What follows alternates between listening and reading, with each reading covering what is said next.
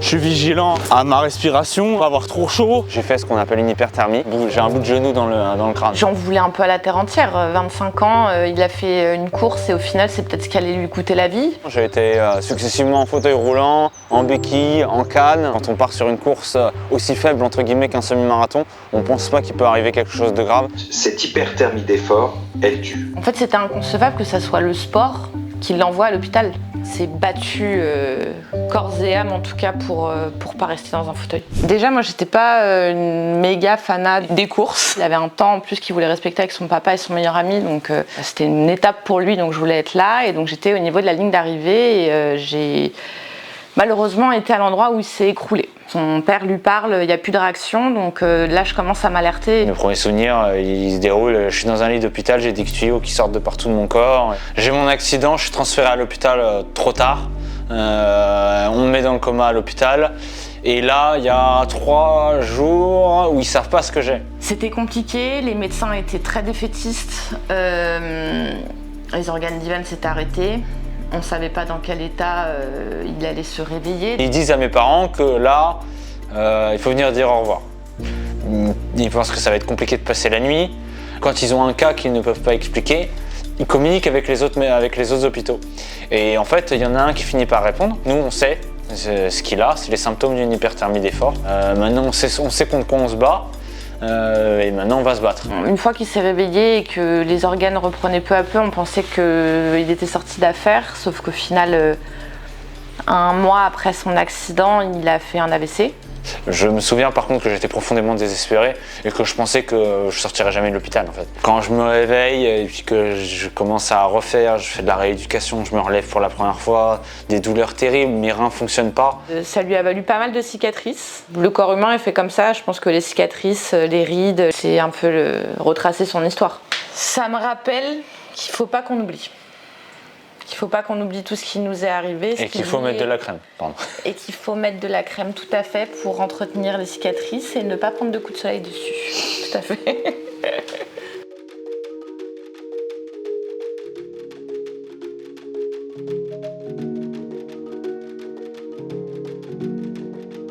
Vas-y, tu vas faire un peu de TRX, comme ça va organiser un peu de...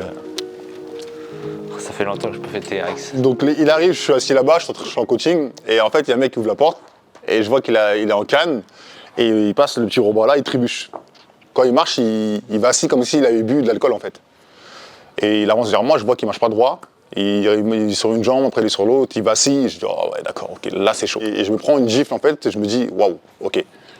Si tu penses que t'es un bon coach, bah prouve-le maintenant. Il m'a fait prendre mesure du fait que c'était pas rien ce qui m'était arrivé, c'était vraiment violent, mais que par contre, on ne pouvait pas se cacher derrière. T'es à l'entrée, moi je suis au penthouse. Et je te dis quoi, Ivan? Viens, on va voir la vie au penthouse. Et tu me dis quoi? Mais c'est trop haut pour moi. Je te dis, d'abord, viens, essaye.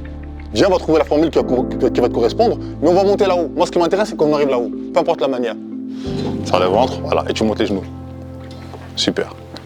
2, 3, super. 4, 5, 6, 7, 8, bien, 9, 10. On a beaucoup échangé et je pense qu'il avait besoin que quelqu'un croie en lui tout simplement.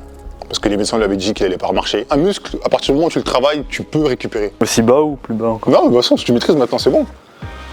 Oh là là, quel beau gosse. Oh là là là là là là. J'apprends avec le gars après coup que c'est un ancien basketteur professionnel et en fait il me parle de ses accidents. Avoir quelqu'un qui avait eu tout un process de rééducation, ça m'a quand même bien aidé à ce moment-là. C'est un personnage clé de tout ce qui m'est arrivé. Et ma philosophie maintenant, c'est lui qui me l'a amené. Donc merci. Ouais, bah de rien, je t'avais déjà dit, mais tu sera les mouchoirs à quel moment? Moi je le vois, mais je le porte maintenant, tu vois. On passe au horizontal? Ouais. Ah mais c'est une fierté, sincèrement c'est une fierté. C'est une fierté. C'est un miraculé. Il y a beaucoup plus de décès que de survivants. L'hyperthermie pathologique est excessivement peu connue. On est un peu démunis parce que ça apparaît de façon assez violente. C'est un mécanisme central du cerveau qui se met en rupture pour protéger le corps avant qu'il ne rentre dans un emballement incontrôlable. Très souvent, quand on en arrive là, c'est déjà trop tard. Si brutalement il fait chaud, eh ben ne faites pas un effort ultra intense. Faites un effort plaisir. Ne faites pas un effort challenge. Aujourd'hui, j'essaie de donner toute mon énergie disponible au combat contre l'hyperthermie pour une meilleure prévention. Tout ça aurait pu être évité avec une meilleure prévention, une meilleure gestion de ce qui m'était arrivé. De quoi je parle? Mettre des tuyaux d'arrosage, mettre des zones ombragées, diminuer les challenges sportifs, c'est-à-dire peut-être sur les grandes montées, arrêter la temporisation, arrêter le chronométrage de telle sorte que les gens sont plus cool et font des efforts un peu moins intenses. Ce sont les points principaux. Et ensuite, l'organisateur, il doit disposer de tout le matériel pour soigner immédiatement si survient la pathologie. Savoir qu'il existe des cas comme ça encore aujourd'hui alors qu'on peut y faire quelque chose, ça me fend le cœur. Est-ce qu'il y a plusieurs interventions qui sont à venir du style de celle que je fais actuellement? Il y a un côté rédemption, il y a un côté revanche de pouvoir mener ce combat aujourd'hui, de le mener tel que je le mène. Est-ce que je suis spécialement fier de ce que je fais? Non, mais je suis fier de pouvoir le faire en tout cas. J'ai monté une petite vidéo pour montrer toute l'évolution qu'il avait fait en 1 an. Que la vie va s'arrêter, qu'il faut l'aimer et qu'il faut la dévorer avec appétit. C'était inenvisageable de rester en position assise plus de 5 minutes parce que ça lui faisait beaucoup trop mal au crâne jusqu'à la réussite de courir dans le couloir de l'hôpital. Il y a une fierté toujours de se dire qu'on en est là où on en est, mais avec une volonté de pas trop se replonger non plus dans ces moments-là qui sont parfois difficiles.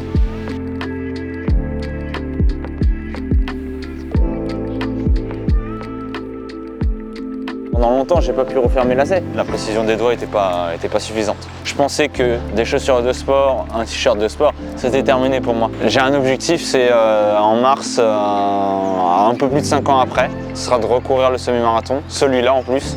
Et il y aura une certaine forme de boucle bouclée. Je récupère petit à petit ma vie.